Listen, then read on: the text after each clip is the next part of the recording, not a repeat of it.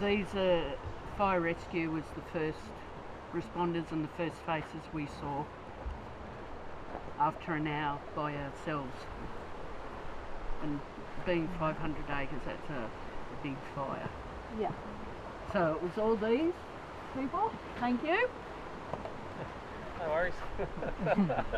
You don't know how relieved I felt when I saw you, let me tell you.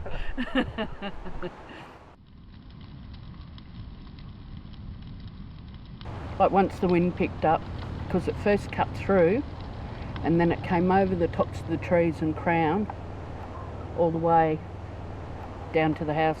I think we had 3 real big blowovers of smoke where we all had to hit the deck or hide in between the houses. But the embers were shocking. What do you mean by hide between the houses? Literally? On the cement between the two little houses. The cement was our saviour. And it hadn't been long done either, the cement. So, and I made my 2 boys, Matthew and Jordan, stay on the cement and work with spot fires with buckets while Ben fought with the hose up at the house.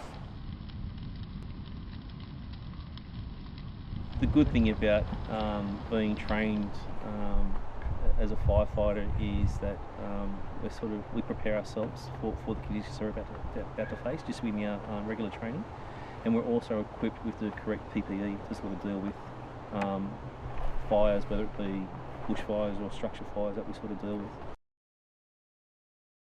So we actually didn't know what we were sort of being called to. So our initial printout late that afternoon was being called to a house fire, and that the call had been disconnected from the caller.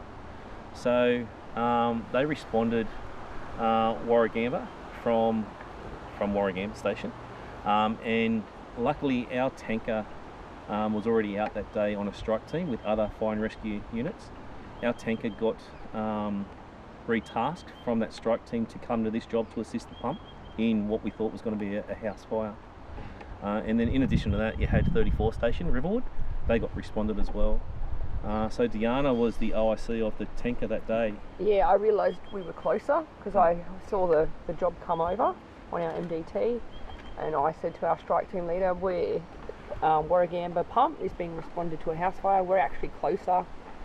Can we go? And so he let us kind of leave the strike team to help with the job. And that's, yeah, we kind of... So I don't know what it was like when Diana first arrived, but when our pump first arrived, we come to our tanker and that 34 pump just on Silverdale Road. And as we come into this nature corridor, it was completely involved in fire. Yeah. So you had the right hand side of Silverdale Road completely involved. It was up through the trees. It definitely had crowned through the area. The left hand side of Silverdale Road was the same. And then all the way up this driveway was completely involved as well. So there was some concerns for firefighter safety in terms of accessing the property. So there was a conversation that took place down there, and then we decided to send our tanker up because the tanker has cabin protection system to give firefighter a level of safety in the event that things sort of went pear-shaped.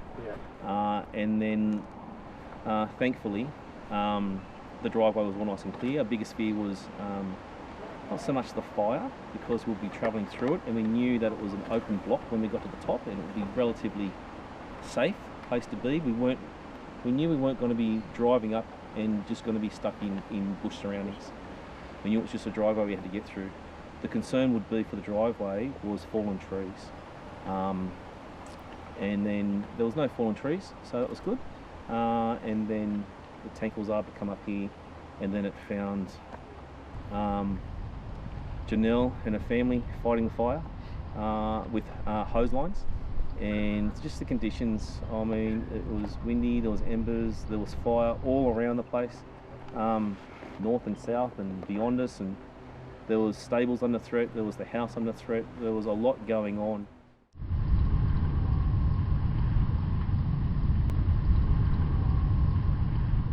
Were you able to see the trucks come up? No, I didn't know the trucks had come up until I got tapped on my shoulder where I was trying to put out the fire in the horse yard.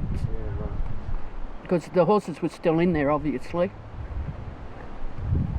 But it was remarkable how calm they were when they saw me standing there.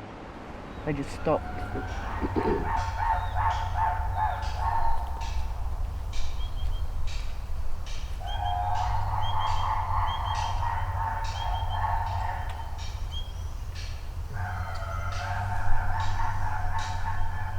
Everybody needed fire brigade assistance, and then even we needed assistance in here, and we were calling for assistance here, and it just wasn't available at the time. And what added to the complexity of this job, the breathing difficulties that he was suffering on the day. So he was out there with his family, protecting his home, protecting his property, and he was working hard. And then we identified that he really wasn't looking real well in terms of breathing. So reluctantly, we got him into one of our trucks and started putting him on oxygen, just to try and help his breathing. And then our attention come from, not that it ever went away from protecting the property, but our main concerns was now him. So we made arrangements for an ambulance to be staged just to the south of the property, in like a safe location. And then our next task was trying to get him to that ambulance. And we were requesting for trucks to come in, but sort of nothing came. So we ended up leaving our tanker to continue with the firefighting efforts, and then we relocated down to that ambulance. Yeah, so where we got treatment from the paramedics. You were just concerned about your mum, weren't you? Yeah. And we had the chat in the back of the truck. And I was like, your mum's When you can't see and there's just red and fire and smoke, which would have been concerning. But I wasn't looking behind me, I was looking. Yeah. You did good though.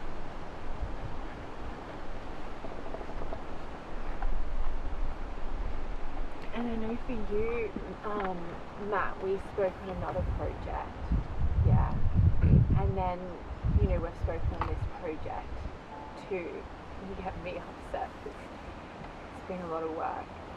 But, Pat and I were kind of reflecting on your journey as well. Like, our first conversation was very, very emotional, and even this conversation for you is hard work too, but I think the reflection that's kind of come now is also that level of feeling quite proud, which is different to what we were kind of talking about a couple of months ago, and sometimes even for you, Jordan and Janel, like when we're in the moment, and even for you guys as fireys, we're just, as you were kind of saying, Janel, we're in that moment, we don't kind of take that moment to kind of step back to kind of be like, how has this happened, and what have we kind of learned from that, and to kind of to reflect, to be like, these are moments to, even in the midst of it, to kind of be really proud of,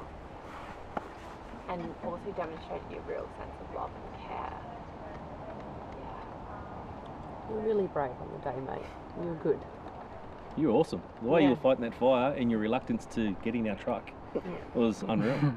I didn't have a club. I didn't have to use a club to get him in there. Kicking and screaming, isn't it? Isn't that what they say?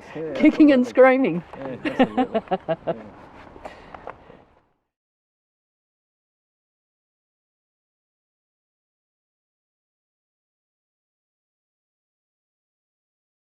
The way we did it was, they approached us and were like, we want to write a song, and we had been friends for a while, and they wanted to come and get us to help them try and get all of that into some sort of lyrical content, in a way that could come across in an easy sort of sense and be understandable to people. So that was a bit of a challenge there, coming up with that, and because we weren't there and we didn't really see any of that, and we only heard it secondhand, we had to through what we saw on TV and then the photos that you showed us. So it was it's still black when you came. When you came up. And it was a pretty big challenge there, writing that as a way that would reflect and everything actually that do it justice to what actually happened. Yeah.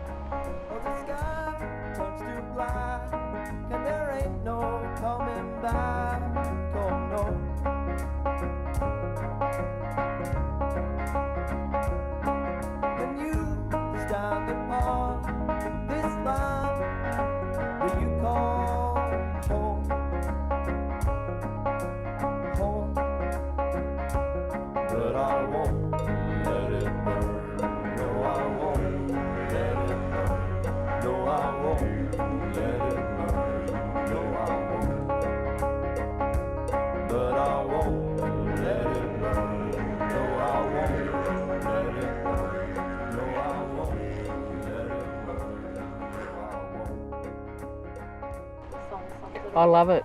It does. It's just hits the right note, I think. Yeah. Not too over, not too under. And bush music. The didgeridoo helps. Yeah, that's right. Got to have the Go on, you didgeridoo. got to go bush again and make some noises. See if you can scare a few more animals out. Is there anything final that you guys want to say or to summarise? Or Yes, thank you, New South Wales Fire and Rescue. You are our saviours, and I don't think they were given enough credit during the fires all round. Thank you.